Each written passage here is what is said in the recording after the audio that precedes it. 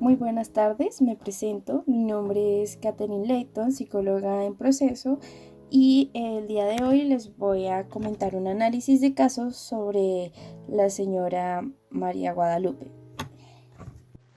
Esta es la historia de María Guadalupe, una mujer de 43 años, casada por el Estado civil hace 20 años con un hombre que hoy en día es ausente en su hogar.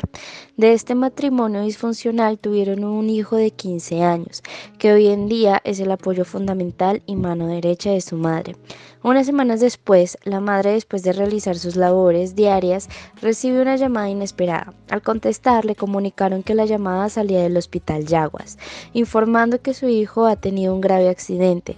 Ella, muy angustiada, pregunta qué pasaba y qué estaba ocurriendo exactamente con su hijo. Se le solicita que conserve la calma y se dirija al hospital lo más pronto posible. Se termina la llamada y María Guadalupe empieza a tener sudoración, hiperventilación y su visión se nubla de a pocos. Es aquí donde sus pensamientos negativos empiezan a irrumpir sus actividades y no logrará adaptarse. Rápidamente sale corriendo hacia el hospital sin notar que dejó sus pertenencias en el hogar. Ella simplemente quería correr. Al llegar al hospital empieza a gritar y decide empujar a los guardias de seguridad. Ellos tratan de tranquilizarla, pero ella solo responde agresivamente. La doctora llega al lugar donde se encuentra la madre, le pide que se siente, pero ella solo pregunta por su hijo. La doctora le comenta que su hijo, al salir del colegio, fue atropellado por una tractomula, dejándolo en una situación crítica. Es en este momento donde Guadalupe empieza a gritar y a llorar desconsoladamente, pidiendo que le permitan ver a su hijo. Como no ve respuesta, sale corriendo por todo el hospital buscando en qué habitación se encontraba su hijo. Después de una larga búsqueda, se topa con la habitación de su pequeño y lo ve totalmente entubado.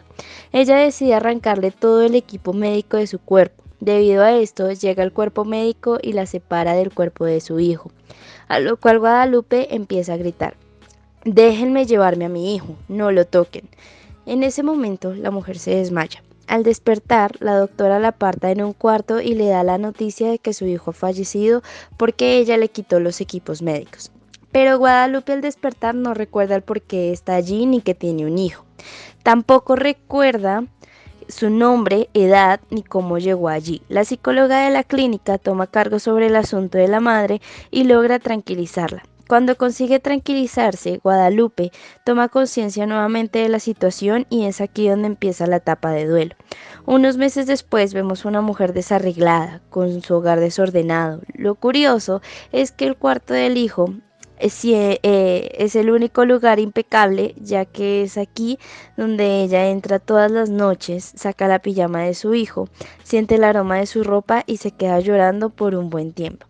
También su alimentación bajó un montón, donde come unas galletas con leche al día. Su trabajo ya no existe, puesto que ella decidió no salir de su casa y su celular no mantiene cargado, ya que considera no importante socializar con ningún familiar o amigo y que en cualquier momento podría volver su hijo del colegio. En un principio, la historia comienza con un abandono de hogar.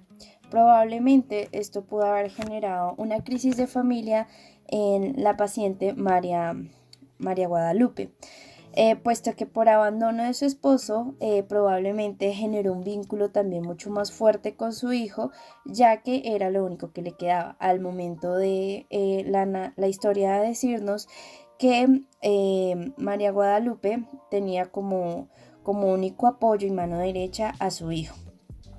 Posteriormente, cuando nos mencionan que ella recibe una llamada del hospital y que su hijo tuvo un accidente, podemos evidenciar que hay una crisis circunstancial, puesto que hay un evento completamente inesperado. En este tipo de crisis se presenta primeramente la fase de desorden, que inicia en el momento que recibe la llamada del hospital. Posteriormente llega la fase de negación, donde presenta síntomas físicos de alteraciones tales como sudoración, hiperventilación y visión nublada.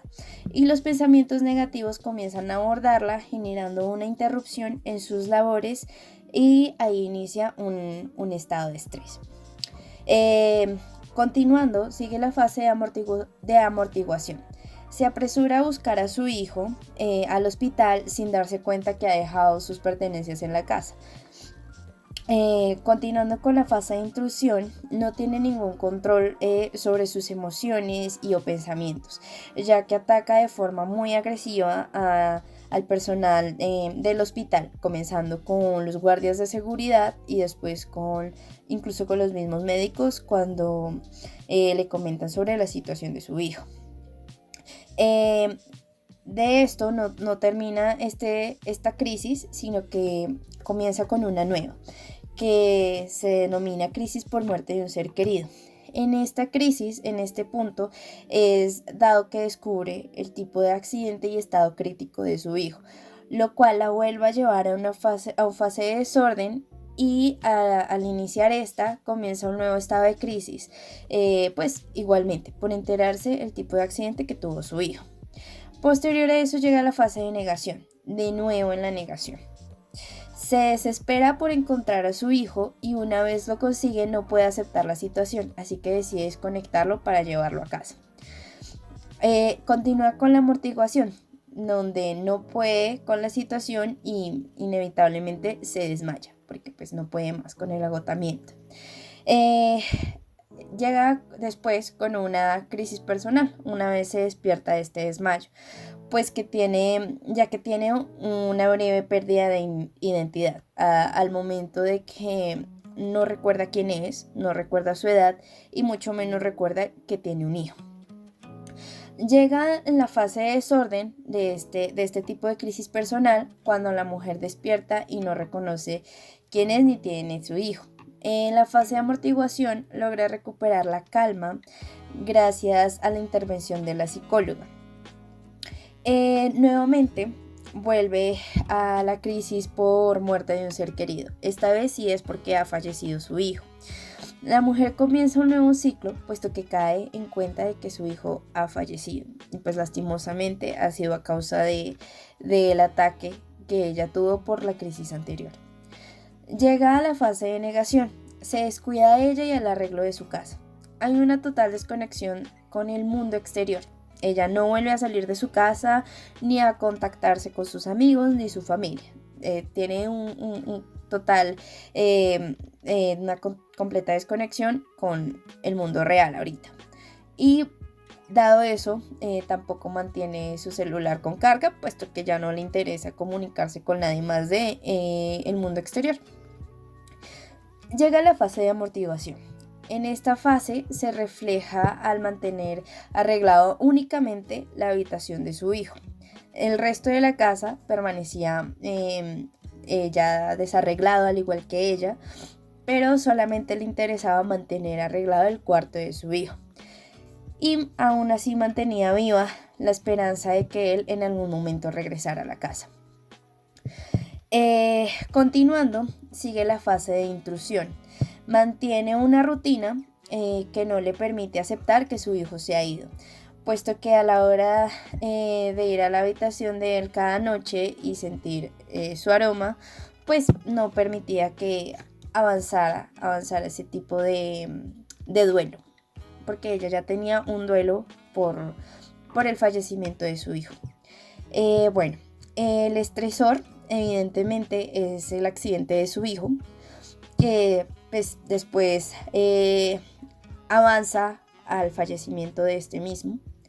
El tipo de estrés que presenta es disestrés, puesto que no logra la aceptación ni adaptación a la nueva situación, lo que la desencadena en su desorientación al dejar sus objetos personales, además de los arranques de ira y agresividad hacia el personal del hospital, provocando insatisfactoriamente que por no manejar la situación, ella misma desconecte a su propio hijo. Los síntomas psicológicos evidenciados a lo largo del caso son ansiedad, agobio, agitación, depresión, miedo, irritabilidad, apatía con el personal del hospital, pérdida de confianza, impotencia, una amnesia temporal, que fue lo que cuando ella tuvo esa pérdida de identidad, y pues obviamente ya después genera una falta de motivación, que al final de la historia solamente muestra que su única motivación y esperanza es que su hijo regrese, pero pues ya es algo en vano, puesto que ella ha fallecido. Los síntomas conductuales que se presentan en este caso son los arranques de ira y agresividad, llanto desconsolado, conflictos frecuentes, total distanciamiento y evitación de interacción social, ingesta de alimentos mínima, puesto que ya solamente consumía galletas y un vaso de leche al día, desinterés en arreglarse por completo y la pérdida de interés profesional, puesto que también dejó de trabajar y a la hora de que ya no quería saber nada más de el mundo exterior. Los síntomas físicos que ella presentaba fueron sudoración, tensión, fatiga, hiperventilación, visión nublada y desmayos. Bueno, este es el caso de María, así que pues muchísimas gracias por la atención.